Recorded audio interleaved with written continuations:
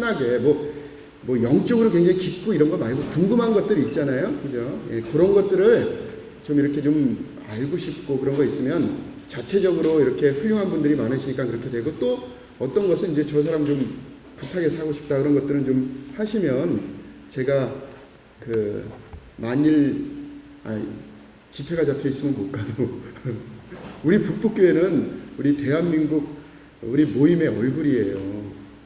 다 그런 게 그렇게 알고 계시죠? 나 이거 기분 좋으라고 말씀드린 건데. 우리 북북교회가 살아야지 우리 모임이 산다. 이거 좀 너무 강한 건가요? 여러분, 우리 북북교회는, 그러니까 우리 모임 그러면 딱 두 교회잖아요. 어디예요? 북북교회, 서대문교회. 공감하는 분 많아요, 지금. 예, 요거는 1세대부터 영향이 드는 거예요.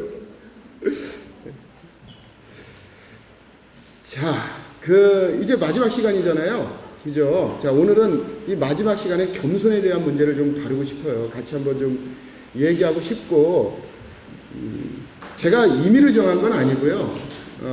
본문이 그걸 얘기하고 있기 때문에 다루게 된 거예요. 그래서 저는 먼저 주제를 정하지는 않아요. 그냥 이 본문이 있으면 뭐 오늘 1장을 했으면 그 다음 설교는 뭐가 되겠어요? 2장이 되겠죠? 이렇게 하다 보니까 이제 그 본문에서 있는 말씀이 무엇인가 이거에 대해서 이제 고민을 많이 합니다. 근데 특별히 4장에 있는 부분은 겸손에 대한 말씀이에요. 안 그런 것 같아요? 자, 4장 다 읽어보셨죠?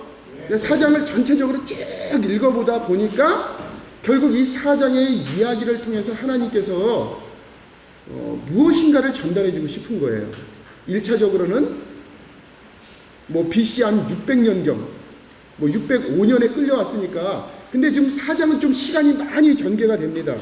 이때는 이미 14살이나, 그러니까 10대 중반 정도에서 포로로 끌려왔던 다니엘이 몇 세가 되냐면 50세 정도가 됐어요. 이미 4장까지 됐을 때는 나이가 많은 그런 중년이 되어 있는 상태입니다.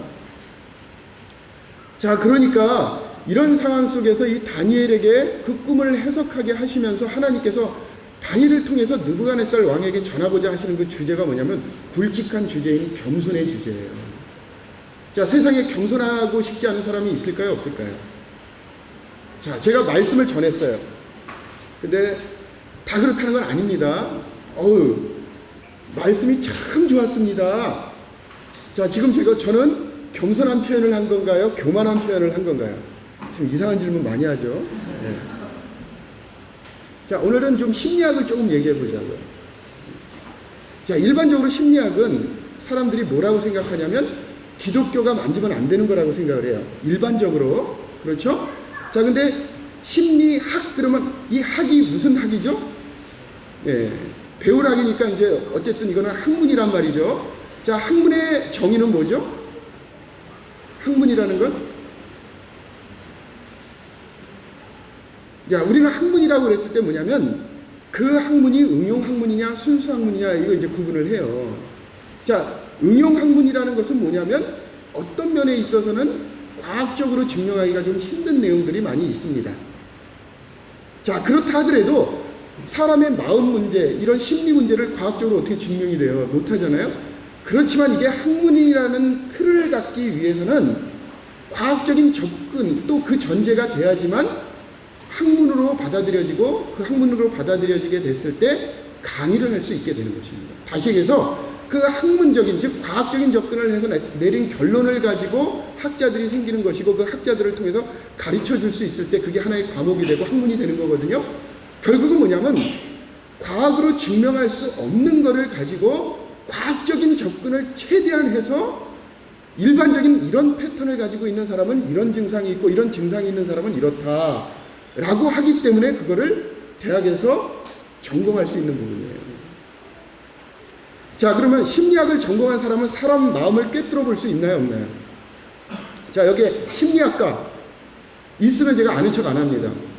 아, 심리학과 있어요? 예. 있어요? 예. 그래도 뭐 저는 전공을 했으니까 뭐 얘기할 수는 있죠. 뭐. 자, 심리학은 어쨌든 그렇습니다. 제가 갑자기 당황했어요. 자, 이래서 항상 확인하고 해야 돼요. 예, 맞습니다. 자, 그래서 과학적으로 접근을 하고 있기 때문에 과학적인 요소가 있단 말이에요. 그렇죠. 그래서 거듭난 그리스도인들이 하나님 말씀을 잘 모르면서 심리학을 하게 되면 심리학은 굉장히 매력적인 학문이기 때문에 거기에 영향을 많이 받게 돼요. 왜냐하면 거기엔 답을 제공하거든요. 뭐 임상심리 같은 경우에는 뭐 여러분 잘 알다 그런 게 있어요. 뭐 MBTI 같은 경우는 뭐 이상심리에 대해서 막 하거든요. 자, 그래서 이런 것들을 사람들이 이런 현상이 있을 때 이렇다고 얘기를 하는데, 자, 제가 아까 질문했죠. 자, 심리학을 한 사람은 사람 마음을 깨뜨려 볼 수 있다 없다. Yes와 No. 이거 어디서 했던 것 같은데 갑자기 왜 이렇게 익숙하지? 깨뜨려 볼 수 있다 없다. 없어요. 세상에 누가 마음을 깨뜨려 봐요. 근데 사람들은 심리학을 공부한 사람들 앞에 서면 작아져. 왜? 이 사람은 혹시 내 마음을 아는 게 아닐까라는 그런 생각을 갖게 되거든요. 근데 제가 하나의 말씀을 드릴게요. 여러분, 자기의 내면의 상태는 사람을 많이 경험한 사람이라든가 심리학이라는 학문을 깊이 한 사람들은 뭐냐면 뭘 보고 사람을 아냐면 그 사람의 마음 상태는 그분이 사용하고 있는 말과 행동으로 다 드러나게 되어 있습니다. 마음은 읽을 수 없지만 그 사람이 사용하고 있는 말과 행동을 통해서 나는 지금 이런 상태예요를 자기 스스로 다 얘기를 해줘요. 그리고 그런 걸 보면 어떻게 돼요? 아, 이분이 지금 이런 상태구나, 이런 생각을 가질 수 있겠죠. 그렇죠? 예. 자, 그런데 심리학을 잘 공부한 사람은 이렇습니다. 사람을 이해하기 시작해요. 그러니까 저분이 나한테 저런 행동을 보면 내가 상처를 받거든요. 그리고 나를 공격해요. 근데 예전에는 그분이 행동하는 그 내용만 봤는데 뭐냐면, 아, 저분이 뭐 때문에 무슨 어려움이 있구나. 그러니까 그분이 행동하는 이면에 무엇인가, 그건 정확하게 몰라요. 세상에 누가 알겠어요? 그 면을 보기 시작하는 거예요. 그러니까 이해가 되는 거예요. 이런 면에 있어서 우리에게 어느 정도의 도움을 줄 수가 있습니다. 제가 왜 이런 말을 말씀드리냐면, 우리도 모르게 많은 고정관념 가운데서 생활을 해요. 그래서 무엇은 해도 되고 무엇은 하지 말아야 된다라는 생각을 할 때가 있습니다. 그 한 예가 바로 겸손에 대한 문제예요. 왜 겸손과 심리학은 무슨 상관이 있을까요? 제가 아까 그랬잖아요. 말씀을 듣고 나서 말씀이 참 좋았습니다 라고 얘기하는 게 교만인가요? 교만이지 않은 건가요? 자, 요 얘기하려고 이런 얘기를 한 거예요. 어려운 질문인가요? 자, 근데 심리학적으로 접근하면 이렇답니다. 뭐냐면, 아, 그 말씀 참 좋습니다 라고 얘기하는 게 다 그렇진 않지만 어떤 사람들은 이런 심리가 적용이 된대요. 왜냐하면 자기가 말하는 것에 자기가 생각하는 게 드러난다고 그랬잖아요. 그죠? 아, 나는 당신의 메시지를 들어보니까 들을만 했소 라는 생각을 가지고 그 메시지를 듣는 사람이 이렇게도 표현한대요. 참 말씀 좋았습니다. 자, 그러면 그런 마음을 가지고 그렇게 표현한 사람은 교만일까요? 겸손일까요? 아, 고맙습니다. 이걸 아까 그냥 얘기를 했으면 제가 다른 얘기를 안 하고 바로 이걸 들어갔거든요. 예, 이만큼 들어갔기 때문에 10분 쓴 거예요. 자, 근데 그분이 교만한지 겸손한지 우리는 알 수 있어요? 없어요? 없죠. 근데 하나님께서는요, 우리의 내면을 보세요. 자, 그러면 두 번째 질문. 무엇이 겸손입니까?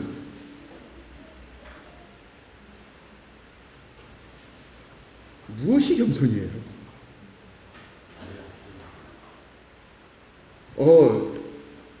A. 여러분, A와 A뿔의 차이가 뭔지 아시죠? A나 A뿔은 다 정답이에요. 그래서 교수가 A를 줄 수밖에 없어요. 정답을 썼기 때문에. 근데 A뿔과 A의 차이는 뭐냐면, A뿔은 교수가 원하는 답이야. 웃어줘서 고맙습니다. 예. 그래서 A라는 거예요. 정답이지만 제가 원하는 대답은 아니다. 자, 무엇이 겸손일까요? 자, 그러면 이런 고민은 우리 거듭난 그리스도인들은 겸손의 주제는 벌써 다니엘서 4장에서 다룰 만큼 굉장히 굵직한 주제예요. 그래서 우리의 삶이 이 겸손한 삶을 살고 있다라고 보면은 하나님께서 참 귀하게 여기는 그런 삶을 내가 살고 있는 것입니다.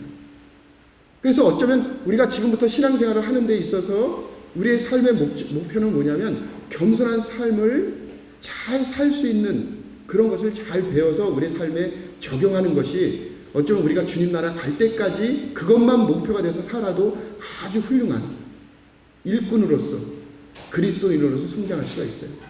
자, 그렇게 본다면 겸손이라는 주제는 성경에서 계속해서 반복해서 나오는 주제이기도 하고 굉장히 중요한 이슈란 말이죠. 그러한 중요한 이슈를 제가 질문한 대로 그럼 겸손이 뭐냐라는 질문을 하게 됐을 때 그거에 대한 성경적인 답변을 우리가 정확하게 알고 있어야지 내가 지금 겸손한 삶을 살고 있는지 안 하는지를 알 수 있잖아요. 그렇죠. 그거에 대한 해답을 우리는 다니엘서 4장에서 하게 될 겁니다. 어떤 분은 이렇게 얘기를 해요. 형제님 설교를 그렇게 하나요? 전혀 이렇게 안 합니다. 제가 아까 첫 시간에 말씀드렸잖아요. 세미나식으로 한다. CTI에서 이렇게 가르치지도 않습니다. 이건 우리 서울 북북교회를 위해서 특화된 이거 설교인가 아닌가 설교 같은 아니고 이렇게 고민하면서 들을 수 있는 그런 특별한 스타일을 제가 지금 가지고 사용하고 있는 것입니다. 자, 우리가 겸손 그러면 10중 8구 어떻게 대답을 하냐면 A의 대답을 해요. 뭐냐면 하나님 앞에 자기를 낮추는 것이다. 그렇거든요. 회개의 정의가 뭡니까?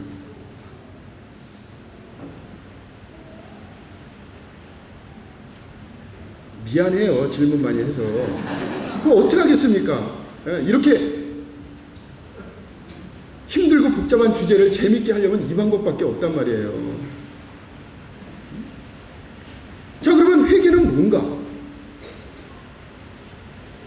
왜 이상하게 믿는 가정에서 태어난 자녀들은 회개도 안 한 것 같은데 거듭났어. 쭉 하다 보면 거듭나서 침례받고 하나님 믿고 있는데 너 회개하려면 주님의 저 죄를 고백하고 막 이렇게 해가지고 완전히 돌이켜가지고 그 증거가 있어야지 되는 거야.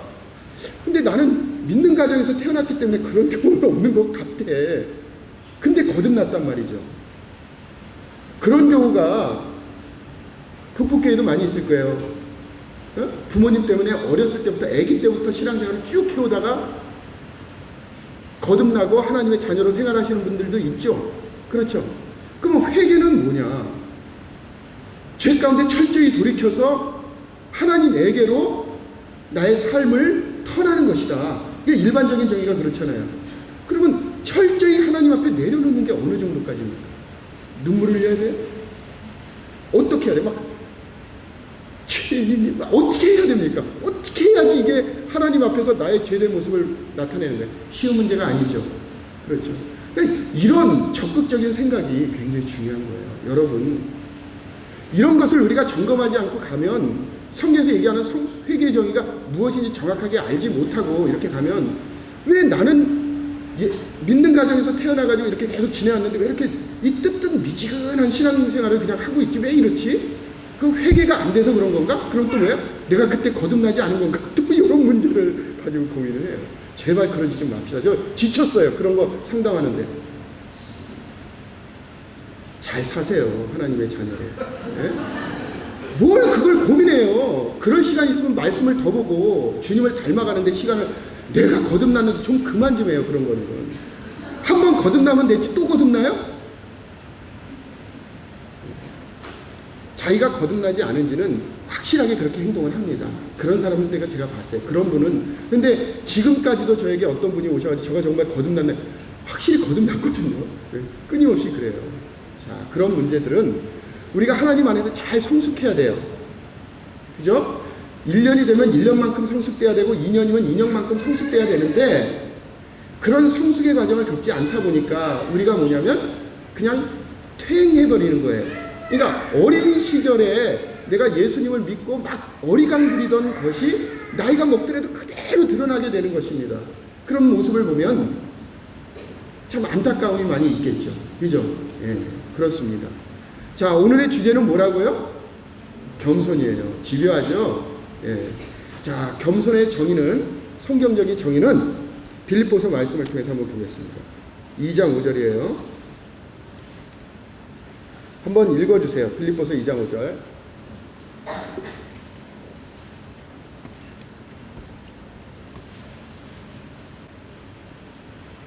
너희 안에 이 마음을 품으라. 곧 그리스도 예수의 마음이니 그는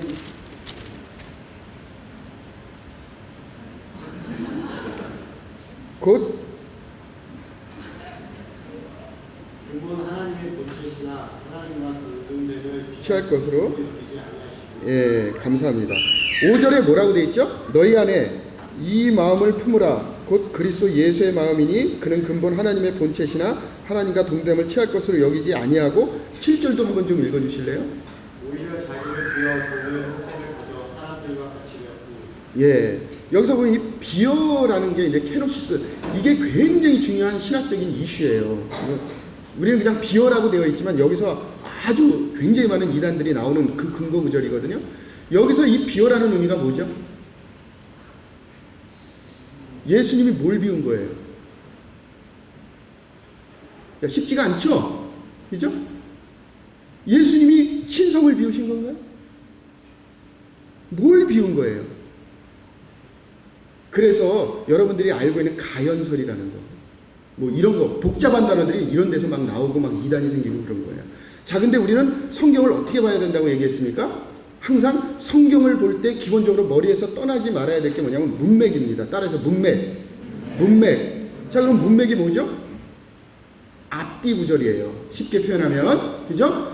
그 본문, 그 구절이 있는 전후 구절을 살펴서 여기서 얘기하려고 하는 것이 무엇인지를 감안해서 읽으라는 거예요. 그러면 여기서 이 비어라는 동기는 결국 뭐냐면 예수님이 뭐 신성을 비웠느니 안 비웠느니 이런 얘기를 하기 위해서 지금 이 말씀을 하시는 거예요? 아니면 예수님이 어떤 모습을 얘기하는 거예요? 어떤 모습을 얘기하는 거죠? 전체적으로 봤을 때 이거는 교리를 위한 말씀이 아니라 어떤 말씀이냐면 예수 그리스도의 겸손이 이렇습니다. 그 예수님의 겸손의 문제를 말씀하기 위해서 기록됐단 말이죠.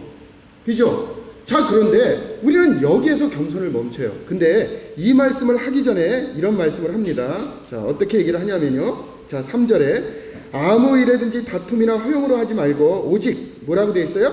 겸손한 마음으로. 다 같이 읽겠습니다. 시작. 자, 됐습니다. 자, 성경적인 겸손의 정의는, 자, A는 하나님 앞에 자기를 낮추는 거예요. A 학점은 이제 A뿔, 하나님께서 원하시는 답을 우리가 찾을 때는 성경에서 얘기하는 겸손의 정의는 뭐냐면 나보다 남을 낮게 여기는 것입니다. 나보다 남을 어떻게 한다고요? 낮게가 아니라 낮게예요.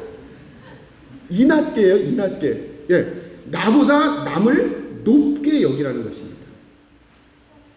자, 그래서 어떤 분은 모습 자체가 겸손해. 그러니까 저같이 이렇게 좀 다혈질적인 것 같잖아요. 예. 뭐 이런 사람들은 뭐냐면 목소리도 좀 크고 그러니까 뭔가 좀 성깔 좀 있을 것 같고, 의아하게 보시네요. 저희 자매한테 물어보면 다 알아요. 자, 뭔가 좀 그런 것 같잖아요. 그죠? 뭔가 그냥 조용한 것 같지는 않잖아요. 그렇죠? 근데 어떤 분은 태어나면서 그냥 조용한 것 같이 보여요. 그냥 말씀 들어도 1시간 내내 가만히 있어요. 의견 물어보면 좋은 것 같아요. 그런 대로 하시죠. 이런 분들은 겸손한 분이죠. 그렇죠? 자, 그러면 태어나면서부터 말이 없으면 겸손한 건가요? 예? 그냥 조용하고 그냥 뭔가 좀 말할 때 제대로 안 하면서 그냥 고개 끄덕하고, 이제 우리가 얘기하는 일반적인 통념의 겸손이 그 겸손의 기준이 된다 그러면 그거는 어느 누구도 그렇게 할 수 있습니다. 근데 이분이 정말 겸손한지 아닌지는 아까 제가 얘기를 했잖아요. 그분의 마음 속에 있는 것은 자기가 하는 것을 통해서 드러난다고 그랬죠. 그죠? 예. 남을 많이 높이고 있어요. 그러니까 형님 훌륭하신 분이시죠. 좀 부족함이 있어도 이분은 이 부족함이 있지만 이런 면에 있어서는 굉장히 훌륭하신 분이에요. 좋은 분이에요. 가능성이 있어요. 주님께서 정말 사랑하시는 분이에요. 성도들 많이 사랑해요. 이렇게 해서 그런 사람들을 잘 이렇게 격려해서 높여요. 아이, 저는 뭐 그분에 비해서는 아무것도 아니죠. 그분이 저보다 더 훌륭하죠. 이런 것들을 이렇게 보면 잘 하시는 분들이 계세요. 그렇죠? 있잖아요. 그죠? 예. 자, 이런 분들은 성경에서 얘기할 때 뭐라고 얘기하냐면 겸손한 분이다. 이렇게 얘기를 합니다. 결국 겸손에는 두 가지가 정의가 있죠. 근데 A 플러스, 즉 하나님께서 원하시는 겸손의 정의는 뭐냐면, 첫째, 자기보다 남을 낮게 여기고 높이는 삶의 모습을 가지고, 그리고 어떻게 해요? 자기 자신을 낮추는 거예요. 그러니까 자기 자신만을 낮추는 것 가지고는 이분이 겸손한지 아닌지 우리가 어떻게 아냐고요? 모르잖아요. 근데 그분의 삶의 태도를 보면 남을 높입니다. 자, 우리 서로 한번 보세요. 생김새도 다르고 다 배경도 다르고 모두 다 다르고 그렇습니다. 제가 고등학교 2학년 때 계속 반에서 1등만 했거든요. 그런 소리 한두 번 듣는 게 아니에요, 제가. 근데 선생님이 어느 날 딱 일어나라고 그러더니 이렇게 얘기를 하더라고요. 제가 뭐 CTI 출신들은 다 알아요, 이거. 최충민이 일어나봐. 딱 일어나. 아, 드디어 올 때가 됐구나. 딱 그랬는데 이렇게 얘기하더라고요. 쟤처럼 머리 나쁜 애도 1등 하는데 너희들은 뭐냐. 그때부터 제가 정체성이 혼란이 생겼어요. 이게 내가 좋은 건가 나쁜 건가. 여러분, 머리 나쁜 게 죄입니까? 제가 죄 짓는 거 말고 다 해도 된다고 그랬잖아요. 그렇죠. 아니, 가난한 게 죄예요? 내가 이런 게 죄입니까? 아니잖아요. 그렇죠? 사람은 겉모습을 보고 알 수가 없어요. 자, 이런 성경적인 정의를 다시 재정립하면서, 자, 남을 나보다 낮게 여기는 건, 높이는 건 어느 날 갑자기 되지는 않아요. 그렇죠. 근데 여러분들이 정말 주님을 닮아가고 그 성도를 위해서 예수 그리스도께서 십자가에 죽으신 귀한 성도이고, 그 성도를 위해서 하나님 나라가 확장되고 있고, 하나님께서 그 연약한 성도지만 사용하고 계시고, 이렇게 하나님의 관점에서 우리 성도님들을 보기 시작하면 그 다음부터 마음의 여유가 조금씩 생길 거예요. 그렇죠. 어떻게 하면 우리가 다 같이 가서 힘들지만, 여유가 없지만, 세상 일이 바쁘지만 다 협력해서 하나님 나라의 확장을 위해서 사는 하나님의 자녀들이잖아요. 우리는 격려해야 돼요. 그럼 서로 높게 여기는 게 필요하죠. 그렇죠. 예. 그런 풍성한 겸손의 삶을 넘치도록 하는 우리 서울 북부의 우리 청년 형제 자매님들이 되기를 바랍니다. 아멘. 예. 아멘. 자, 그런 정의를 가지고 우리가 4장을 보시면 많은 교훈이 될 거예요. 자, 여기서 우리가 이미 읽었으니까 무엇이 나오죠? 자, 저를 보세요. 저를 보세요. 자, 강사가 얘기할 때는 강사를 쳐다봐야 돼. 근데 고개를 숙인다는 건 뭐예요? 고개를 숙인다는 건 졸립다. 아, 이것도 다 농담입니다. 자, 우리는 지금 이 짧은 시간 동안 성경을 보는 관점을 갖자 이거예요. 자, 짧은 시간에 다 되지는 않죠. 그렇지만 이 가운데 어떤 교사의 씨앗, 그 교사의 은사가 있는 분들은 제가 얘기하는 한두 마디의 말을 가지고도 굉장히 큰 그 통찰력을 가질 수도 있어요. 어떤 분은 그러지 않을 수도 있습니다. 그런 분들은 좀 더 훈련을 하셔야 됩니다. 그렇지만 우리의 전반적인 목표, 앞으로의 목표는 하나님 말씀을 하나님께서 우리에게 준 원 그 의미대로 최대한 알아서 우리의 삶에 바로 적용하는 거예요. 그렇게 됐을 때 바뀌지 않을 사람이 있을까요? 없을까요? 바뀌지 않을 사람이 없어요. 그래서 항상 얘기하는 게 뭐냐면 삶을 변화시키는 성경 공부라는 것입니다. 그게 기독교 역사, 2000년 역사 가운데 나오는 그 형용사예요. 여구예요. 어구예요. 삶을 바뀌는 성경과 성경 공부가 딱딱한 게 아니라 그게 뭐라 그럴까 힘든 게 아니라 우리가 왜 성경 공부를 하냐면 삶이 바뀌기 때문에 성경 공부를 하는 거예요. 무슨 얘기인지 알죠? 근데 어떤 분은 성경 공부를 막 했는데 삶이 안 바뀌어. 왜 그런 거예요? 왜 안 바뀝니까? 분명히 히브리서 4장인가요? 말씀은 뭐라 그랬습니까? 운동력이 있다고 그랬잖아요. 그리고 말씀은 노고스라고 그랬잖아요. 유기체라고 그랬잖아요. 말씀을 읽는 순간 이 유기체가 우리에게 임한다고 그랬잖아요. 말씀이 육신이 됐다고 그랬잖아요. 우리가 소설책을 읽는 게 아니잖아요. 하나님의 말씀을 삶을 변화시키기에 충분한 것입니다. 그렇잖아요? 그렇죠? 자, 그랬을 때 이 하나님의 말씀을 우리 삶에 있어서 굉장히 중요한 그 삶의 도전으로 우리가 가지고 있는다는 것은 그 무엇보다도 굉장히 중요한 거예요. 자, 그래서 4장을 볼 때 제가 이런 질문을 하죠. 4장 그러면 떠오르는 게 뭡니까? 읽은 부분만 얘기해 보세요. 4장 그러면 머리에 확 남는 게 있을 거 아니에요? 뭐가 남죠? 읽어보니까 거기에 뭔가가 등장하죠. 뭔가가 등장합니까? 나무가 등장하잖아요. 아닌가? 맞죠? 나 지금 당황했어요. 자, 나무가 등장하잖아요. 왜 나무예요? 왜 나무가 등장합니까? 하나님께서 말씀하시고 싶으신 것, 또 말씀하시려고 하는 것들이 굉장히 많은 다양한 게 있는데 하필이면 이 꿈에서 나무라는 걸 선택했어요. 그게 여러 가지 현상 가운데서 하나 그냥 선택하셔서 그래, 나 오늘 나무가 좋아서 이게 아니란 말이죠. 뭔가 이유가 있기 때문에 나무를 통해서 무엇인 메시지를 전하시는 거예요. 자, 이 나무는 나중에 그 꿈을 해석하는 것을 들어보니까 그 나무의 실체는 누구였죠? 느부갓네살 왕이었단 말이죠. 근데 그 느부갓네살 왕을 형상화시키기 위해서, 특별히 느부갓네살 왕의 교만이라는 것을 드러내기 위해서 하나님께서 선택하신 실물 교재는 뭐예요? 나무예요. 왜 나무를 선택했을까요? 제 개인적인 의견으로는 이런 말씀을 들으면 교사의 은사 있는 분들은 정말 그러네? 왜 나무였을까? 근데 교사의 은사가 아닌 분들은 빨리 얘기해 주세요. 왜 그랬어요? 이렇거든요. 다 좋아요. 다 훌륭한 것입니다. 그런 궁금증을 가지라는 거예요. 그래서 누구에게도 물어보라는 거예요. 여러분, 저 같은 사람은 이런 걸 알기 위해서 뭐 일주일이든 2주일이든 책상에 앉아가지고 계속 씨름하거든요. 기도하고 묵상하고 하면서 접근하거든요. 근데 교사의 은사 아닌 분들은 어떻게 해요? 이거보다 힘든 일은 없죠. 그러면 어떻게 해야 돼요? 물어보셔야 돼요. 왜? 하나님 말씀이 나를 성장시키는 것이기 때문에 그래요. 나가 성장하면 어떻게 된 거예요? 삶이 바뀝니다. 삶이 바뀌어요. 삶을 바꾸는 문제란 말이죠. 자, 그러니까 진지하죠. 그렇죠. 왜 나무일까?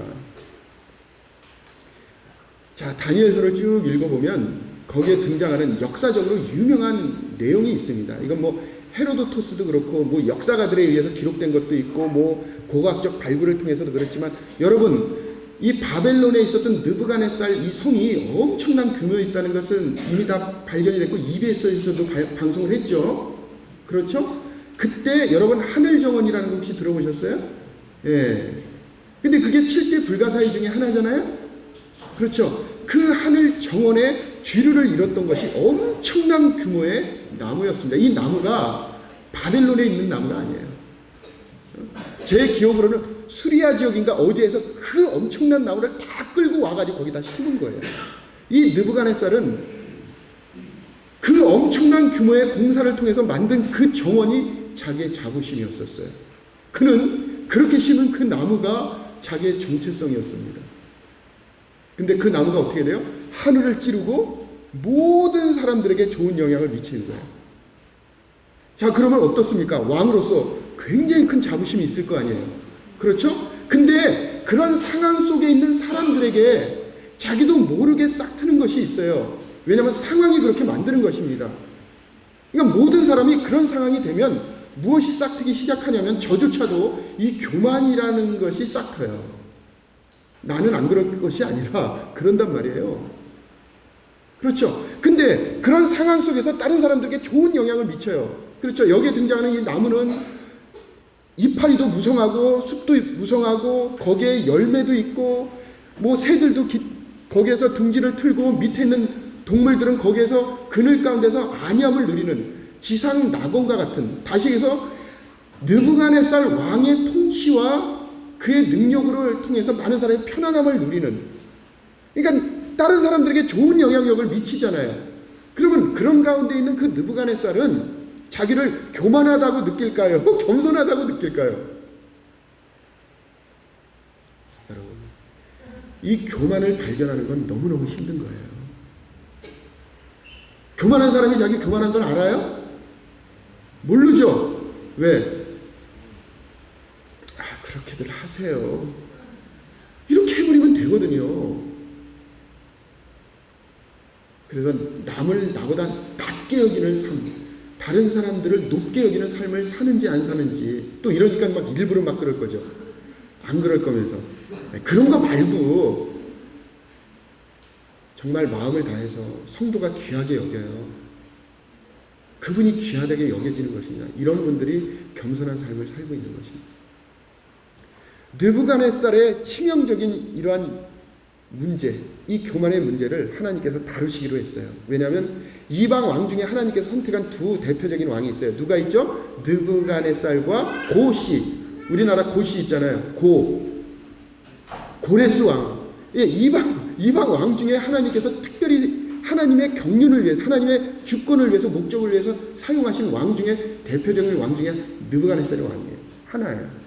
이분의 영향력은 대단했습니다. 그래서 특별히 느부갓네살을 통해서 겸손의 문제를 다루기 시작하신 거예요. 자, 그런 가운데서 그 꿈을 보여주게 하고 다니엘의 해몽을 듣게 됐을 때 느부갓네살이 어떤 얘기를 하죠? 어떤 얘기를 하죠? 그 꿈 해몽에 대한 반응을 하게 되죠. 그렇죠? 자, 한번 보겠습니다. 4장.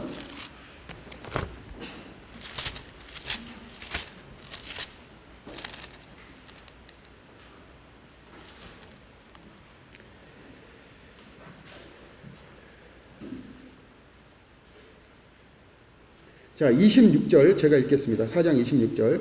또 그들이 그 나무 뿌리에 그루터기를 남겨두라 하였은즉 하나님이 다스리는 줄을 왕이 깨달은 후에야 왕의 나라가 경과하리이다. 그런즉 왕이여, 내가 아뢰는 것을 받으시고 공의를 행함으로 죄를 사하고 가난한 자를 긍휼히 여김으로 죄악을 사하소서. 그리하면 왕의 편안함이 혹시 장구하리이다 하니라. 이 모든 일이 다 나 느부갓네살 왕에게 임하였느니라. 자, 이 꿈 해몽까지 잘 듣고 하나님께서 무언가를 가르쳐 주실 거라고 그것도 알고 있고, 지금 당신은 어떻게 살아야 되는지까지도 들었죠. 그렇죠. 자, 이 정도까지 들었다면 삶이 어떻게 해야 돼요? 바뀌어야 되겠죠. 그렇죠. 근데 하나님께서 그런 얘기를 하고 1년이라는 유예기간을 줬습니다. 1년이라는 유예기간을 줘요. 그래서 29절에 이렇게 나와요. 12달이 지난 후에 내가 바벨론 왕궁 지붕에서 거닐세. 자, 30절, 32절, 33절 같이 읽겠습니다. 시작.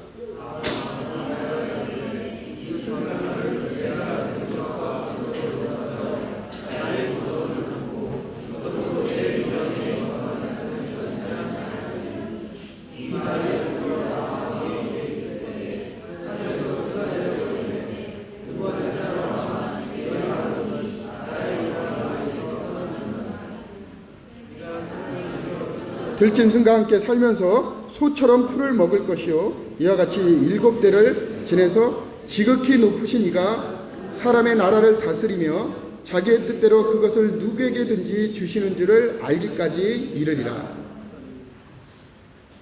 자, 이런 말씀 그냥 받아들이면 되는 거 아닌가요?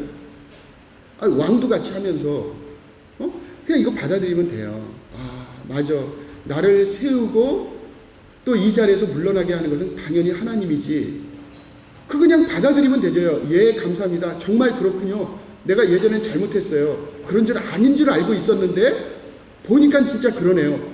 그렇게 하나님 앞에 무릎 꿇고 그냥 나가면 모든 문제가 잘 해결이 되면서 자기 왕의 자리도 유지하면서 얼마든지 그렇게 할 수 있었는데, 그럼에도 불구하고 결국은 하나님께서 원하시는 대로 행동을 하나요? 못하나요? 못하죠. 그렇죠. 그래서 여기서 고백하는 걸 보면 30절은 다 다 납니다. 나 왕이 말하여 이르되 이 큰 바벨론은 내가 능력과 권세로 건설하여 나의 도성으로 삼고 이것으로 내 위엄의 영광을 나타내는 것이 아니냐. 자기가 이룬 거란 말이에요. 여러분, 평소에 하나님과 동행하면서 우린 이럴 수 있습니다. 뭐냐면, 하나님, 제가 이런 것을 할 때 하나님께서 먼저 앞서서 행해주세요. 하나님께서 도와주세요. 여러분들이 어느 회사에 입사해요. 아버지 하나님, 제가 이 회사를 입사할 때 주님께서 도와주시고 제가 이곳에 입사해서 하나님의 영광을 위해서 근무할 수 있도록 주님께서 인도해 주십시오. 먼저 거듭난 그리스도인이 앞으로 살아갈 때, 또 이전에 살 때도 마찬가지지만 삶에 앞서서 하나님께 그 주권을 인정하고 그분께 드려지는 삶의 습관을 우리가 평소에 잘 했다고 한번 전제로 한번 생각을 해보세요. 자, 그러면 교만이라는 것은 자기도 모르는 사이에 찾아든다고 그랬죠. 그래서 잘 몰라요. 교만한 사람들이 제일 모르는 게 자기가 교만하다는 거예요. 저도 몰라요. 저도 지금 교만한지 모르거든요. 그러니까 여러분들이 저를 보셔야 돼. 남을 높이고 있나 모르고 있나. 이것도 안 웃네. 피곤해요? 네, 좀 유머가 좀 줄어들었나 봐요. 이게 지금 피곤해서 그런가 봐요. 자, 이게 굉장히 힘든 부분이라는 거죠. 세상에 교만한 걸 알면 교만하게 살고 싶은 사람이 어디 있습니까? 특히 그리스도인들이. 그건 그런 게 아니죠. 문제는 뭐냐면 이렇게 힘들다는 거예요. 이렇게 부들부들 떨면서 그 꿈을 꿨을 때 불안해가지고 그 꿈의 해몽이 무엇인지 그렇게 갈급해가지고 다니엘에 왔던 이 사람이 그 꿈의 실체를 얘기해줬음에도 불구하고 삶이 바뀌어요? 바뀌지 않아요? 안 바뀌죠. 그죠? 하나님께서 특별히 긍휼을 베푸셔서 1년이라는 기간을 유예해 주셨단 말이에요. 기간이면 충분하고도 남습니다. 근데 그 기간이 지나고 난 다음에 나타난 건 뭐예요? 자기가 마음에 품고 있는 걸 그대로 드러내는 거예요. 하나님께서는 무한정 기다려주시지는 않습니다. 우리는 끝까지 기다리시는 하나님이라고 그러시죠? 무슨 근거로 그렇게 얘기하세요? 하나님께서는 그냥 끝까지 정말 기다려주시나요?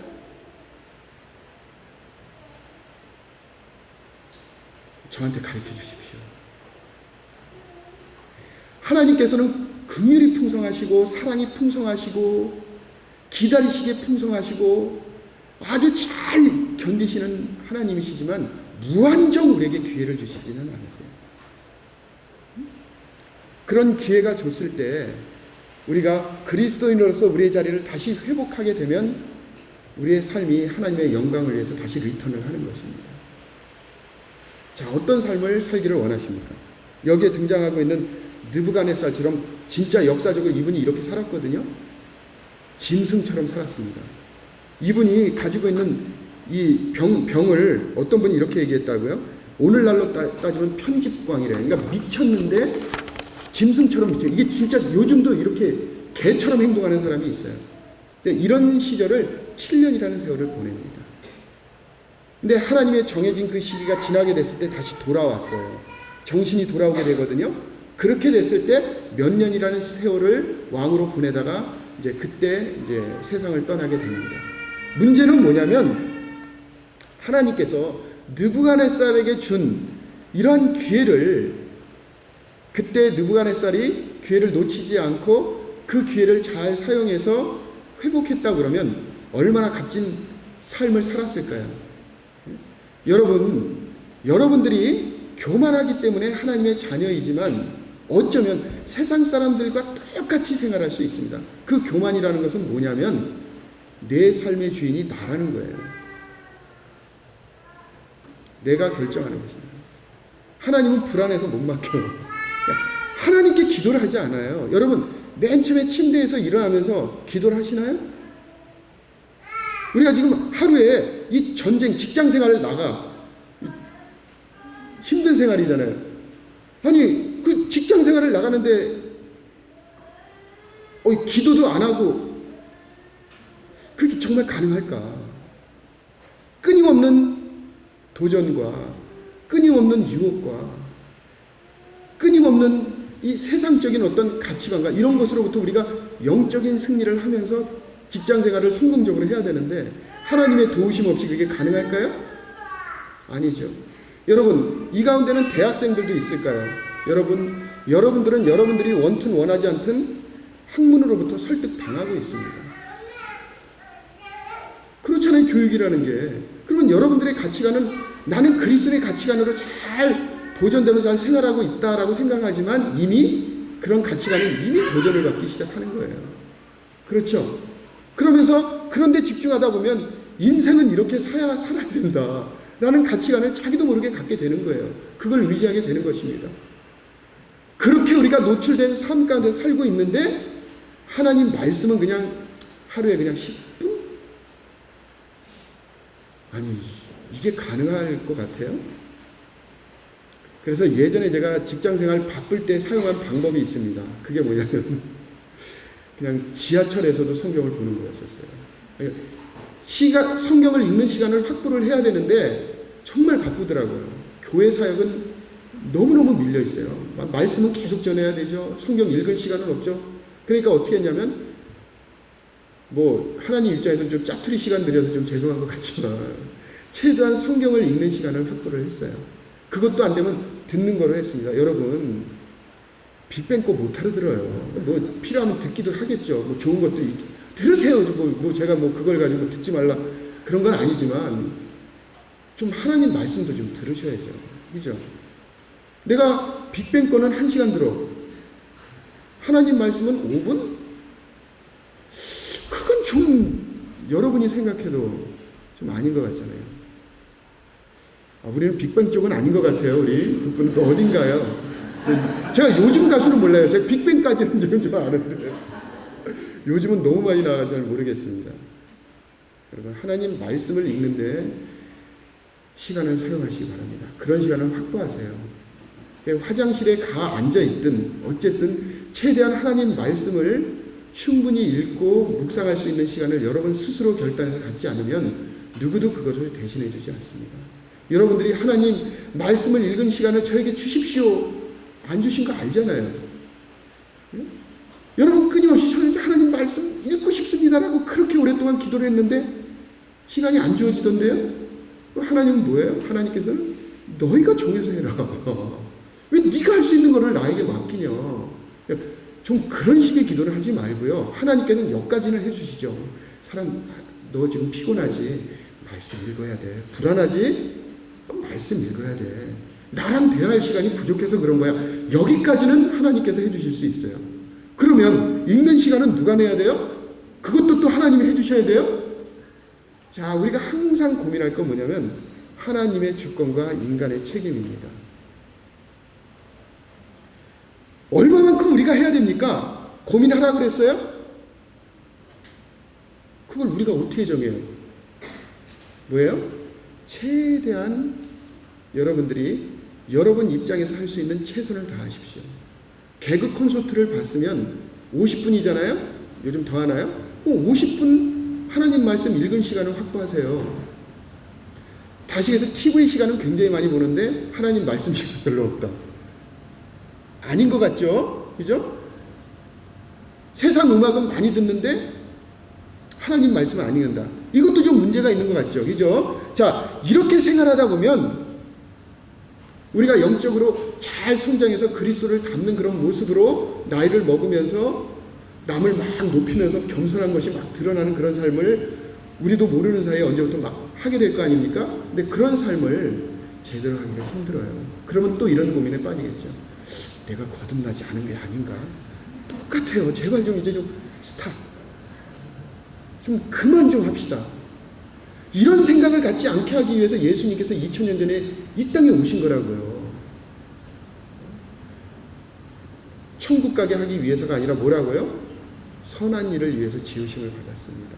성숙한 그리스도인이 우리 거듭난 그리스도인의 삶의 목표인 것입니다. 자, 오늘 봤는데 내년에 저를 또 만약에 초대했다 그러면 뭔가 1년 전보다 달라진 모습은 기대하지 마세요. 많이 드러나지 않는다 할지라도 저는 좀 더 덜 화내고 좀 더 저의 약점이 있거든요. 다혈질이기 때문에 좀 약점이 있어요. 우리 집사람에게 덜 좀 그게 저는 구체적인 삶의 목표예요. 좀 더 10분은 참을 수 있어. 저 같은 사람은 뭔가 딱 얘기하면 뭐 10분 뭐 이런 짧은 시간에 다 정리가 돼버려요. 해결책까지 나와버리거든요. 그러니까 뭐냐면 다른 사람한테 일을 시키면 답답하단 말이에요. 아니, 저거는 30분 만에 하는 건데 왜 이렇게 못하지? 그러니까 기회를 잘 안 주고 다 내가 하려고 그래. 그러면 후임이 생길 수 있어요? 없어요? 없죠. 그래서 선임자의 미덕은 끝까지 기다려주는 거예요. 기회를 주고 실패할 수 있도록 충분히 주고. 그게 힘들어요. 정말 겪어보지 않으면 모르겠어. 그래도 참아야 돼요. 왜? 어차피 미래는 내가 책임질 수 없어요. 후배가 책임져야 되거든요. 여러분, 주님 섬기면서 실패할 수 있습니다. 너무 낭망하지 마시고요. 주님 앞에 의지하고 주님을 의지하고 주님께서 역사하시는 하나님의 능력을 충분히 경험하고 나의 삶에 있어서 하나님은 이렇게 역사하시는구나. 각각의 간증을 가지시면서 이 길을 쭉 갑시다.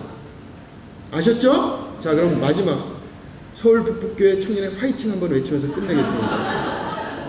그럴만 하잖아요. 우리 한국 모임에 여러분들은 브랜드예요. 그러니까 크리스찬 브레드린, 코리안 브레드린 그러면 뭐 브레드린이 아니래도 좋습니다. 뭐 어떤 이름을 사용해도 상관이 없어요. 근데 우리 모임은 뭐예요? 우리 서울 북북교회가 브랜드예요. 여러분들 자긍심, 자만심이 아니라 자긍심을 가지고 이런 좋은 환경에서 신앙생활 한다는 거 얼마나 많은 청년 그리스도인들이 부러워하겠습니까? 그렇죠? 여러분 마음껏 성장하시고 이 미래를 여러분들이 책임져 주시기 바랍니다. 네, 고맙습니다. 기도하겠습니다. 서울 북북교회 청년의 화이팅 시작! 서울 북북교회 청년의 화이팅! 기도하겠습니다. 사랑이 많으신 아버지 하나님 감사합니다. 길지 않은 시간이지만 우리가 하나님 말씀을 어떻게 진지하게 묵상하는지 같이 한번 나눠봤습니다. 아버지 하나님, 어쩌면 이러한 시간들이 여기에 있는 우리 청년들의 앞으로의 삶에 있어서 씨앗이 될 수도 있습니다. 아버지 하나님 역사하셔서 정말 훌륭한 주님의 일꾼으로 주님께서 인도하여 주시고 또 우리 대한민국의 기독교 문화를 이 청년들을 통해서 선도될 수 있도록 주님께서 사용하여 주시기를 원합니다. 서울 북북교회 청년회를 주님께서 기름 부어 주시고 은혜를 베풀어 주셔서 놀라운 영적인 열매가 많이 나타나고 주변에 있는 지역교회에도 그런 영적 유익을 끼칠 수 있도록 우리 서울 북북교회 청년회를 인도하여 주시기를 원합니다. 특별히 인도하시는 인도자 형님들의 삶도 주님께서 격려하여 주시고 인도하셔서 이런 놀라운 사역을 감당하시는데 주님께서 위로하여 주시기를 원합니다. 이 시간을 주님께 감사하며 우리 주 예수 그리스도의 이름으로 기도합니다. 아멘.